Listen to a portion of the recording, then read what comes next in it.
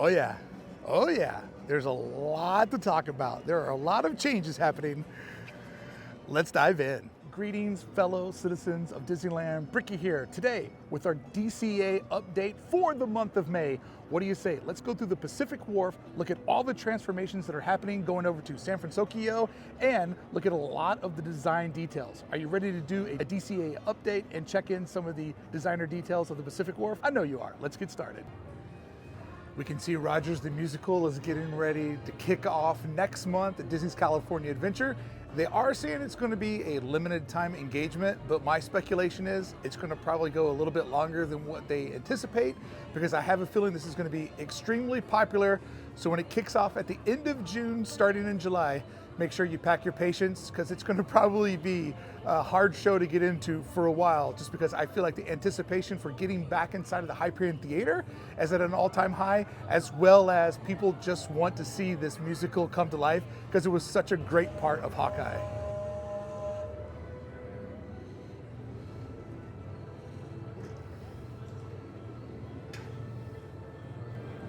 Now as we work our way over to the back side of the Hyperion theater, you can see that the standby area for guests to go into the theater is all cleared out, ready for people to load up to go see the show, and then divided off by the 3 different areas where you would sit: mezzanine, balcony, orchestra seating.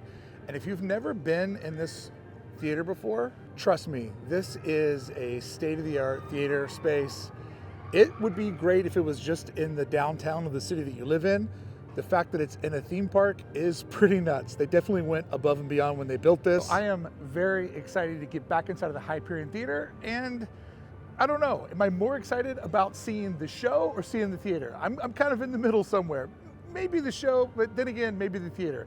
Just excited. This is one more step closer to Disneyland being back to where it was in 2019, and that I celebrate. Guardians of the Galaxy Volume 3 is now in theaters. I'm gonna say I enjoyed it, but that seems to be maybe a unique perspective. But as part of the Guardians being back on the big screen, here in the park we have Mantis, which will show up at the Guardians of the Galaxy dance party that happens here several times each afternoon. Unfortunately, it doesn't start till later in the day, so I'm not going to be able to catch it today because I'm road dropping, but you can see Mantis and Star-Lord over here partying and celebrating and doing all the fun that we've come to love from Guardians of the Galaxy.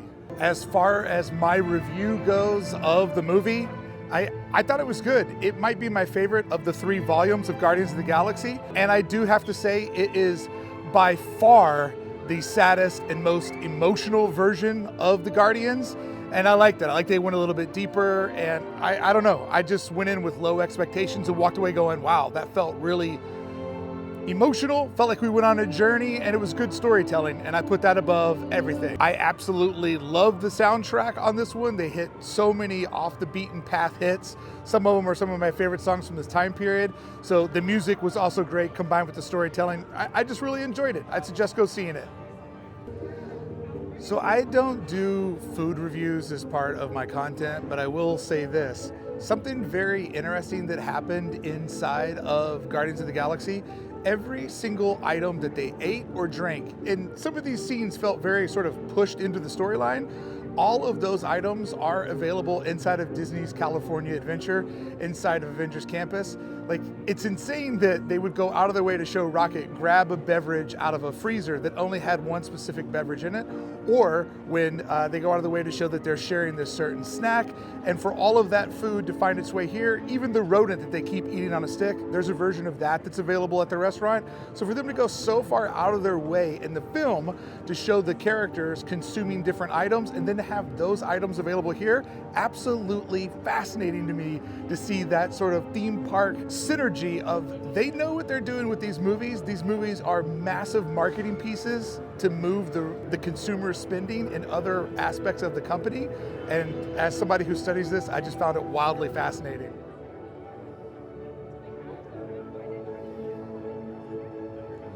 It'll be interesting to see when these stores come online, how will it affect the main thoroughfare of traffic in front of the Avengers HQ building, which I've already talked about in great detail, is a pretty crowded spot of Disney's California Adventure. You have guests going through the tightest pinch point in the entire park, but guests also stopping to watch the show that is directly above us. People trying to get over to Guardians of the Galaxy, where also sometimes the lightning lane comes back this way.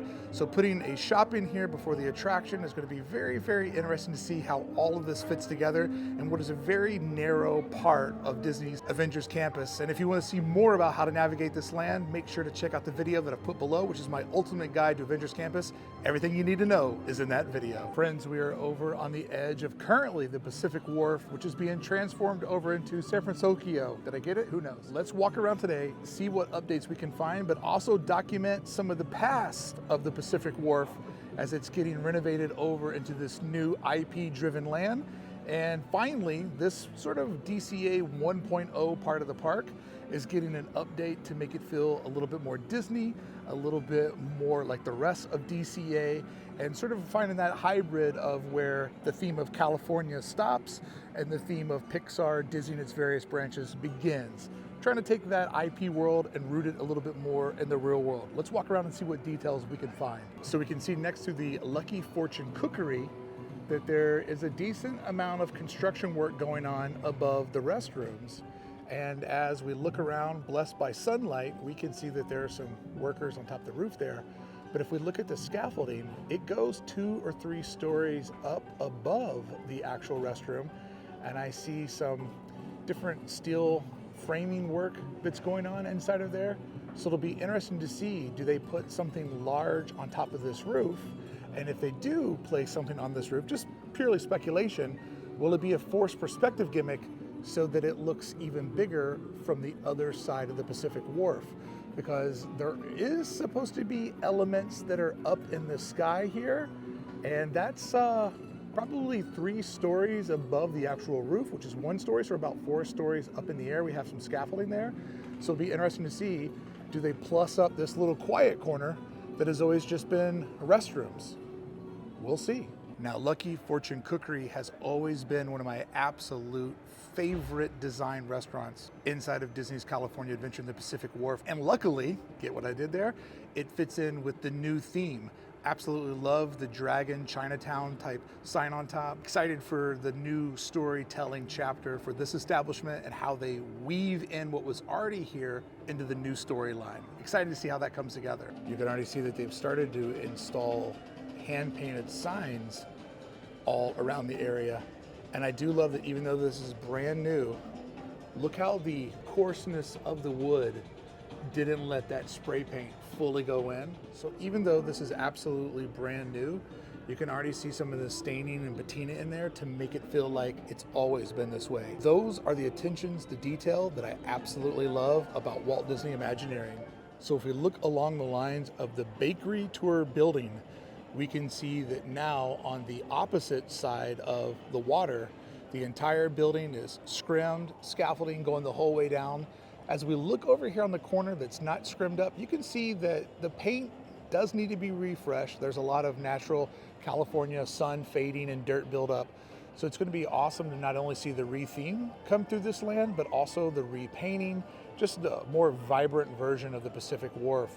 But yeah, the whole backside of this building completely scaffolded up, getting the redo, and we're already seeing lots of little details show up all around this area. I'm starting to get excited about what this is going to look like when it's all done.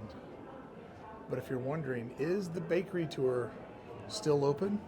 It is. You can still come in and see that the bakery tour is still rolling. Good morning, how are you? Thank you so much, I appreciate it.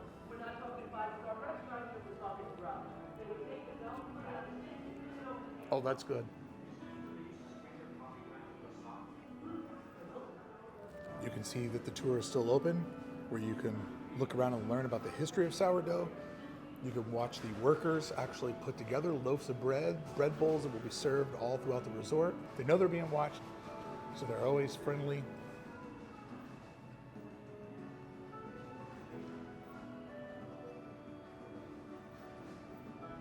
And look at this, you can just see the little pieces of bread actually in these baskets. There's one right there. Look at that, just flowing right over our head. Here it comes. Hi, little friend. You're gonna grow up to be full of chili one day and make somebody happy. Such a cool old part of the origins of Disney's California Adventure. Look at him putting the slits in there.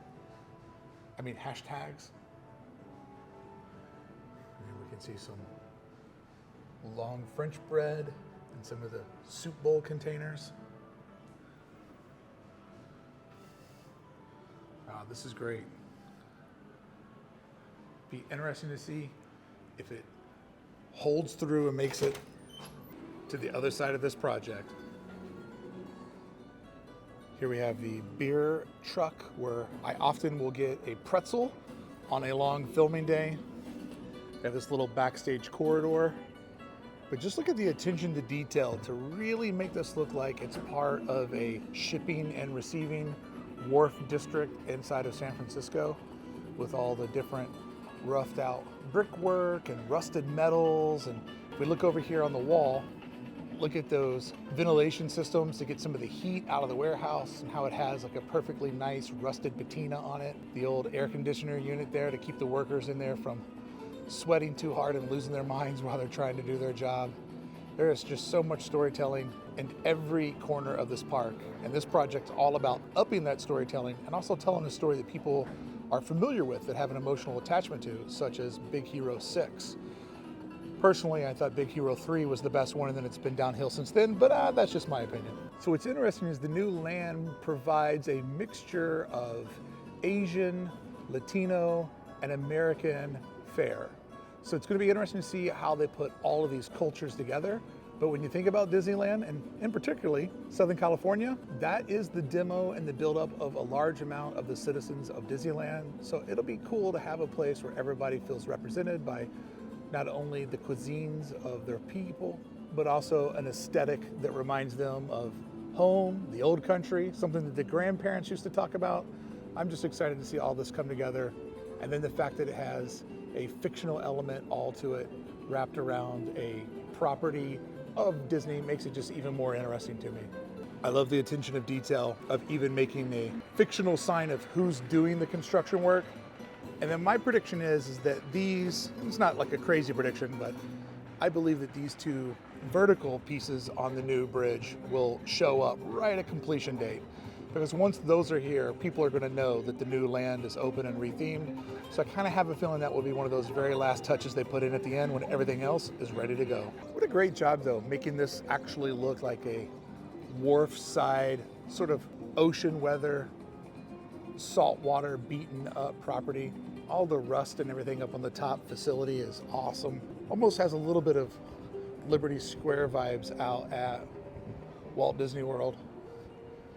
And then as we come over here, you can see that the patio isn't back open to guests, but friends, if this is ever open, this is one of the absolute best places that you can sit inside of DCA, where you can watch people go by, maybe catch an afternoon parade, sit right here on the edge of water. So if you see this open and you see a table here, you got to make sure you grab it. But now let's look at some of the details. We can see this sign that's been hand painted. It's brand new, but look at already the rust and patina applied to it, and how some of the stenciling, you can actually see the brush marks where they didn't go full opacity and just left a little bit of the metal and steel inside of there. This looks like it's on a metal, like a metal warehouse door, where this would be able to slide over on that track and maybe, you know, accept some sort of delivery or let something out of the shop. Then we also see some of the writing going up the tallest part of the building that's next to us, and then over on what looks to be like old weathered, oh man, I guess that's supposed to be old wood that is, but it's all nice and weathered. You can see that some of the writings over there. We'll check it out from across the body of water. I just wanted to get up close and get whatever view I could. And can I get that lucky cat up there? Can barely get that lucky cat from this angle, which once again, I love the idea of things being put on a building that you can't see when you're close to it, because it's really about observing it as you're walking past it or staring at it from up there on the Magic Key Terrace. And RIP Nutmeg. You were a true citizen of Disneyland. I hope you enjoyed all 9 of your lives inside of the resort. You'll be missed 9 times over. So as I step out on one of the most creative photo spots in the fish basket, You can see that those footers have already been applied to the bridge when they repainted it, and it still says Pacific Wharf on the far end, but I believe those vertical beams will be the last thing that will go in, because that will really signify that this transformation is complete and that citizens of Disneyland are ready to enjoy San Fransokyo. Nailed it. One of the great details of this area are the old, smaller fishing boats flipped upside down, sitting on top of this awning or pergola to create shade for people that are eating below. The fact that these are just old fishing boats tossed up here with some nautical thick rope, old fishing nets, and authentic bird shit makes it really kind of cool. Just another level of that storytelling of what can we do that is practical, that narrates and tells a story, but also serves as a function. Seeing those fishing boats above you just adds another level of great storytelling while you're sitting down here eating your lunch, recharging in the middle of a busy DCA day. Absolutely love it. And this area we're in, this is going to get transformed over into a beer garden type area. You can see the boats are going to make it. You can see they have all these little sort of flags up. But what a great idea to just sort of theme this as a beer garden. Those lit up collegiate letters, like that font, that's going to be great when that's lit up at night when you're walking by. I think all of this is just going to be one of those things where it looks amazing as you're walking by. You can see a bunch of kegs tied over here to the edge of the post. And then I love this neon of the cheers, the two steins of beer or two beer mugs sort of cheersing each other. I hope that that's neon and that shows up. But yeah, this is just going to add a lot of ambiance when you're walking past this area. And you can see currently this far corner is still boxed up as they're doing work out here. But man, I'm looking so forward to what lighting package this gets and just what a vibe it adds at night as you're cruising by on the performance corridor. And when we look at the existing theme, I think it's easy to say that it could definitely use a little help. So there's a gentleman over there right now delivering kegs. If you heard some of that noise in the background, I'm not going to go super close because I don't want to get in the middle of his workspace. But let's step on the other side of the body of water, shoot back across the way, and see all the different details that they've put in on the building, creating this transformation. And it really is. The details is what sells the story. So let's check out some of those because there's been a lot of them that have popped up. So here we can get a nice mid view of the bridge. Just imagine what it's going to look like with those vertical beams up there. That will sort of push back the Pixar Pier aspect of all of this. And then let's head over here and look at some of these details. Here we can see there's typography and signs just painted the whole way down the wall. So let's look at the ones that have popped up that we can see. This is one of my favorite typography tricks where you use a different font for each different piece of information. It basically acts as a command of attention to where you get an idea of the priority of things. So it's such as it's San Fransokyo Square. That's most important to let you know you're there. That's the landmark. But then the next font, the thinner font that's supportive underneath it, that's a little bit taller, a little bit easier to read, but doesn't have the same weight, is the canning company. So it's saying we're a canning company inside of this square, and then real small down at the bottom, the established in 1928. And then up above, we have the bilingual translation so that other citizens can easily read it in their own language. But I love this structure of using different fonts to give a different level of importance to what you're looking at. And the fact that it's all just on wood, that they have put in faux water lines, right? You can see that where the edge of the dock is, you can see that staining. There's two parallel lines that run right at dock level, which gives you an indication that on the roughest days of the water does from time to time go up to where the guests stand. Now, we all know that this is a fictional body of water, so that's fictional storytelling, but damn, it makes it feel real. What's interesting, the way that they've taken this sort of grid, right? And they've framed it out in primary colors, starting with a light, sort of periwinkle light blue into a mustardy yellow over to a darker blue that's infused with a little bit of green, next to a sort of old faded brick red, next to a, not really a Kelly green, it's a little bit faded, and then back to the traditional Coca-Cola off-white and red, What they've done here is if you look at a color wheel, all of these colors are opposite of each other.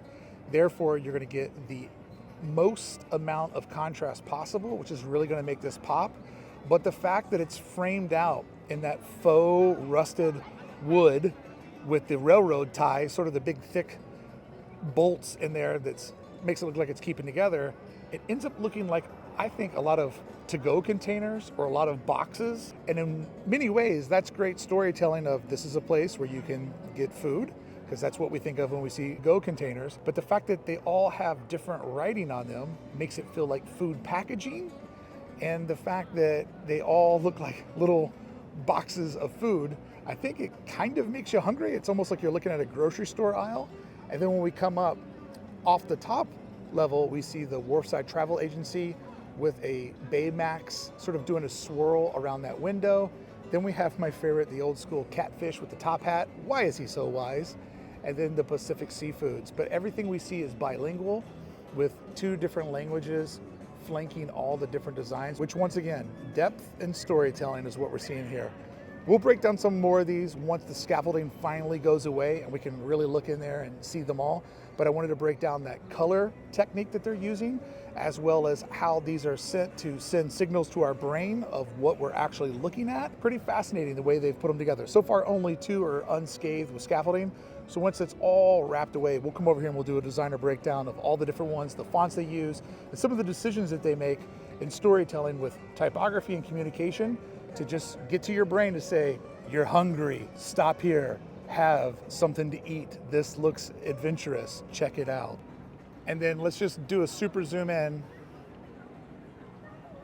Yeah, that's merchandise waiting to happen. That is going to become a real part of this area, because who doesn't love a good lucky cat? And look how happy he is. And how lucky he is just to get to hang out on this beautiful wharf all day and watch all these fun people walk by getting ready to enjoy a full day of California adventure. I love it. I think one of the areas I'm most excited about is how this beer garden area over here is going to look, because they're putting a lot of lighting on this area. And this has kind of been a forgotten part of the Pacific Wharf, because there's not really a lot of sidewalk that travels around it. Normally when people are going through here, it's head down going to the next thing. So putting lighting all along the banner right here, having a lighting package is going to make it really attention getting. As you can see, it's a pretty small walkway that then echoes out to this much larger footprint behind it. Kind of like a pie design, thinking of over here as being the tip of the piece of the pie, and then how it protrudes out to the rest of it. And a detail I've always enjoyed, I love these shipping doors over here with the old tires, so that if you back up your boat, you hit the tires and you don't hit the building. I don't even think that door is even a door. I bet it doesn't even open, and I just absolutely love that it's there. Holy duck. World of Color is poking its head out during the daytime. Man, remember when this entire thing was drained during Bob Chapek Presents World of Sand? Those were the days. Those were the days. Let's check out the Mermaid building, as this attraction is going down next month. Well, let's do a little investigation and see what we can find. So randomly, Little Mermaid is going down the exact same time that 3 dark ride attractions are going down inside of Disneyland. Peter Pan, Mr. Toad's Wild Ride, and Alice in Wonderland, all 3 go down on June 5th. But so does The Little Mermaid, which you might recall when I checked out those rides, I said, comment below which ride was the shortest to longest. So now I'm going to ask you, fit Little Mermaid into that equation. Where does Little Mermaid fit? Where do you think Little Mermaid fits in the equation of those 3 dark rides? We have ride times stamped out. If you had to guess, without looking it up, where does this fit? Longer than Alice? Shorter than Alice? Longer, shorter than Toad and Pan? Let me know in the comments below. I have always enjoyed the shells stamped into the concrete out front of this building. Fun little detail. There's also this fun tile work, mosaic work that goes the whole way through. Absolute walk-on. Thank you very much. All right. Because it is an omnivore, the time has already begun. Put your guess below. I'm gonna do a complete ride through, no editing. Let's check out the Little Mermaid. How you doing, sir? How are you? Good. And I appreciate you. Thank you. All right, let's do our adventure now.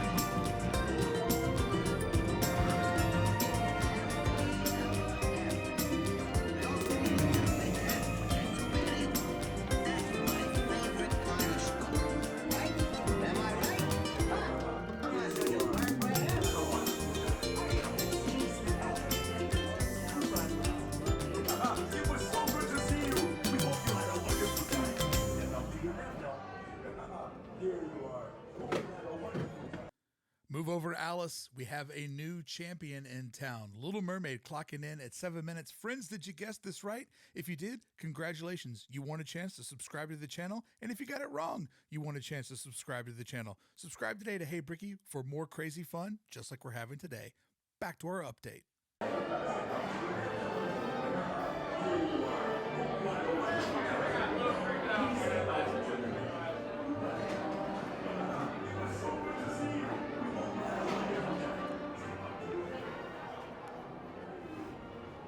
All right, so there were a couple of pauses there, and that's when the Omni Mover system paused. But I kept the time consistent. When the vehicle stopped and started, that's the time we went with. So once again, the dark ride looked absolutely flawless, which makes me think whatever they're doing on June 5th over here at the exact same time that they're closing the 3 rides over inside of Fantasyland and Disneyland, it's got to be something that's structural for these buildings. There has to be something that they're getting into that they feel is important enough to shut these down during the summer season. But this building is absolutely massive when you look at the footprint they gave Ariel's Undersea Adventure. I mean, it's not often that you'll have to come all the way out here in the queue. A lot of times this is a ride of a 5, 10, 15 minute, maybe 20 minute wait. But man, is it designed to really house a lot of guests waiting comfortably outside before they go into its inner queue. But it is a massive, massive building. So big. And even the building looks in really good shape. It doesn't look overly faded or rusted. There's no damage that I can see on the stucco.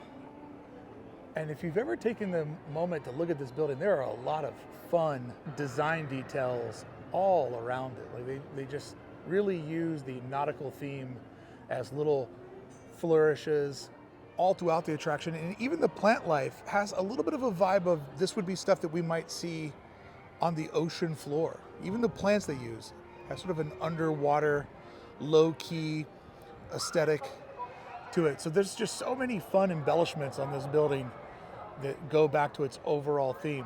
It'll be interesting to see what happens with these buildings and if we'll ever be able to figure it out. But make sure you subscribe because I'll keep following this when we come back here and do this all over again in the month of June to keep you updated on everything that's happening out at Disneyland in between your next visits.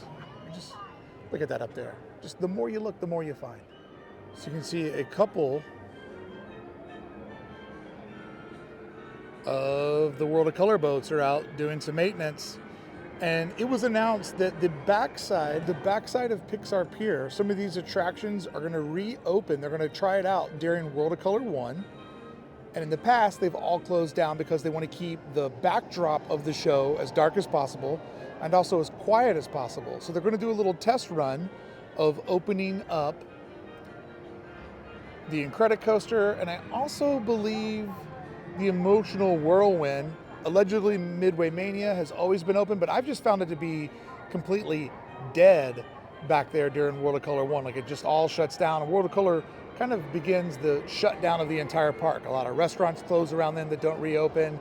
It's kind of an easy way for them to start easing people out of here. As this is the younger park, it has a earlier curfew than Disneyland. It typically closes 2 to 3 hours before the other park does. So I do plan on coming back here one night and hanging out and filming what's it like to be on the pier during World of Color. And because I'm a psycho, I've been back there before just to catch the vibes. But I'll do it this time just to see what it's actually like. And then in other news, the Silly Symphony swings have been largely reconstructed. That whole thing just wasn't there weeks ago. And they seem to do this often where they take the whole thing apart, work on it, get it plussed up, and bring it back. I'm going to say that probably my biggest DCA regret is that they didn't leave the orange pillar here. You know, they could have maybe improved the ride or put a little Disney IP in there, but just that giant orange on the side of the wharf, it just would have become a Southern California, a Orange County icon, if you will. And there we go. The daytime boat parade comes by. What a job. What a job. I got to get in that boat one day. I got to get in that boat. That's my mission. That's my go-to ride right there. But yeah, just imagine a big orange sitting over here, and if it had been over there for the last 20 years, that would just become an icon of Orange County. So the swings are gonna come back soon. Look, they're just flaunting a big victory lap, just taunting me right there, like, oh, Brickey, look at you on your land. Look at us in our boat. And the one dude has a diving suit on, so that guy's getting ready to go deep. Deep, bro. That's awesome. But I do believe all of these off-the-shelf attractions will still be closed during World of Color. But yeah, we'll have to check that out and investigate. Also, something to bring to your attention if you're coming out to the park between May 12th to June 16th, I think. I'll put it up on the screen, specific dates. But there will be 15 grad nights that will be happening where local graduates get to come out here and celebrate the end of their schooling days, primary education days. And that's going to happen out here at the park. What that means to you is a lot of those kids come here earlier in the day, hang out in the park all day, so the park's a little bit fuller of, say, young energy.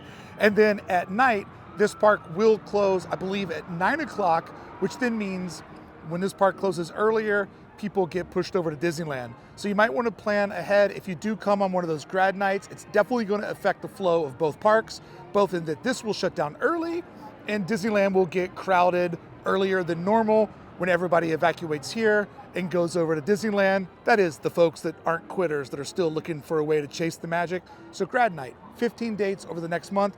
Make sure you plan ahead because it does change the way the park flows. But on the opposite side, some people just won't come because it's grad night. So it could be a nice quiet day inside of DCA because a lot of people will just decide to stay away. Counter-programming these events is always a great way to have a very interesting time at the parks. So there you go, friends, from the edge of Pixar Pier. Thank you so much for showing up to this week's update of Disneyland, where we focused on DCA, and we'll do DCA all over again for the month of June next month. I'll be here if you come back. I can't wait to take you back into the parks with me. And hey friends, if you want to see more about the design of Disneyland, make sure you check out these videos below where I break down a hidden detail of Star Wars Galaxy's Edge and a hidden restaurant, one of the best places to go inside the resort when you're looking for a quick eat and a getaway. Thank you so much for watching. I'll see you back here real soon.